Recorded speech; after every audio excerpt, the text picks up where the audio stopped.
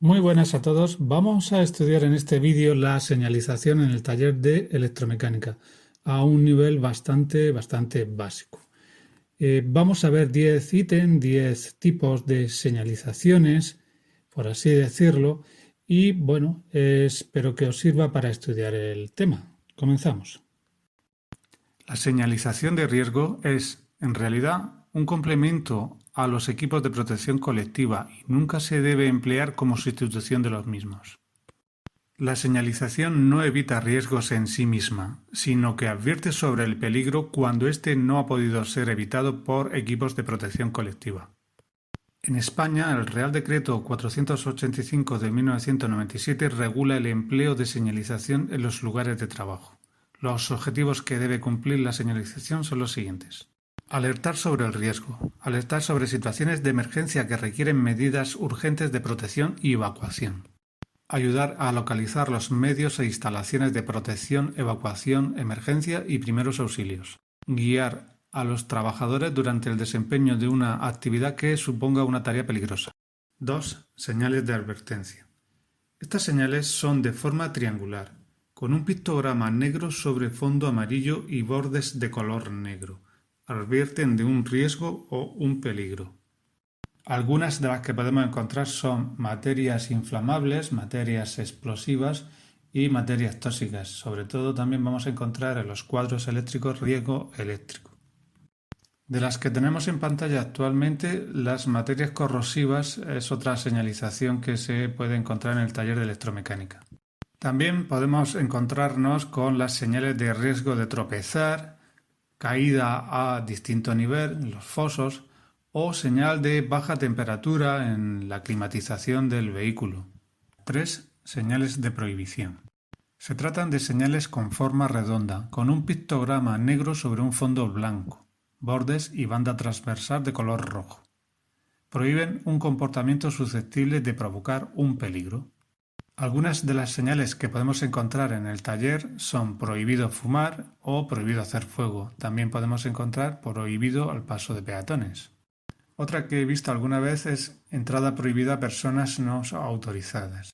Y por último también podemos encontrarnos con prohibido el paso de vehículos de manutención, de carretillas elevadoras y prohibido o peligro de no tocar. Señales de obligación. Este tipo de señales son con forma redonda, con un pictograma blanco sobre fondo azul. Obliga a un comportamiento determinado. Algunas de las que podemos encontrar en el taller de electromecánica son la de la izquierda, protección de la vista con gafas, o la de la derecha, protección de los oídos con cascos o tapones. También es muy común ver estos tres pictogramas. De la izquierda, protección de las vías respiratorias con mascarilla, protección de los pies, el central con botas de seguridad y protección de las manos con guantes. También podemos encontrar el símbolo de obligación en general. Por último, podemos encontrar protección del cuerpo con un mandil, por ejemplo, para soldar, y protección de la cara con una careta para evitar proyecciones. Señales de salvamento o socorro. Son señales con forma rectangular o cuadrada, con un pictograma blanco sobre fondo verde.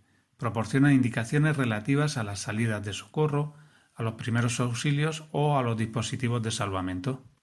Entonces podemos encontrarnos con estas que vemos en pantalla que nos indican la vía o la salida de socorro, las puertas de salida de emergencia. Estas flechas nos indican la dirección que debe seguirse en caso de salida de emergencia. Por último, estos pictogramas nos indican, por ejemplo, el de la izquierda, primeros auxilios, lo podemos ver en los botiquines y también disponemos en los talleres de ducha de seguridad y lavaojos. El teléfono de salvamento pues prácticamente ya no se utiliza, puesto que utilizamos el teléfono móvil. Señales relativas a la lucha contra incendios. Se trata de señales con forma rectangular o cuadrada, con un pictograma blanco sobre fondo rojo. Proporciona indicaciones relativas a la ubicación de los equipos de lucha contra incendios. Algunas de las que podemos encontrar son la manguera para incendios, la BIE, boca de incendios equipada, y el extintor.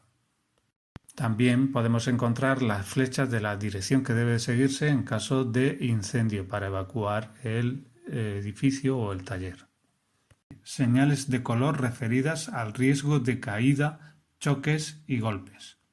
La delimitación de aquellas zonas de los locales de trabajo a las que el trabajador tenga acceso con ocasión de éste, en las que presenten riesgos de caída de personas, caídas de objetos, choques, golpes, se realizará mediante un color de seguridad.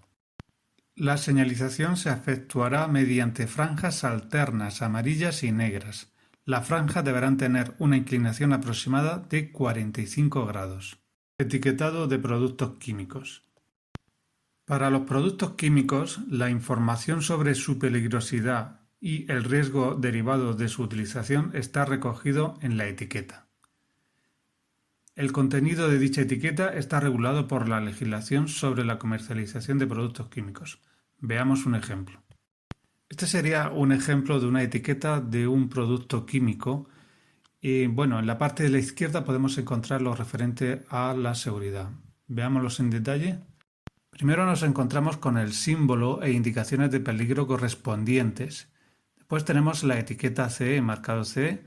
Después la descripción del riesgo y luego las medidas preventivas. Con la letra R se describe el riesgo y con la letra S las medidas preventivas. Las botellas de sustancias químicas usadas en el taller de electromecánica, por ejemplo disolventes, contienen pictogramas y frases que informan sobre su peligrosidad, su uso correcto y las medidas a tomar en caso de ingestión, inhalación, etc. Algunos de los pictogramas que podemos encontrar es, por ejemplo, el de arriba a la izquierda, XN, nocivo, abajo a la derecha, T, de tóxico o T+, muy tóxico. Y estos otros pictogramas también nos informan pues E, explosivo, C, corrosivo y O, comburente. Señales acústicas. Las señales acústicas deben cumplir los siguientes requisitos. Nivel sonoro superior al ruido ambiental. El tono, la duración y la frecuencia debe distinguirse claramente de otras señales acústicas. No se pueden emplear dos señales acústicas a la vez.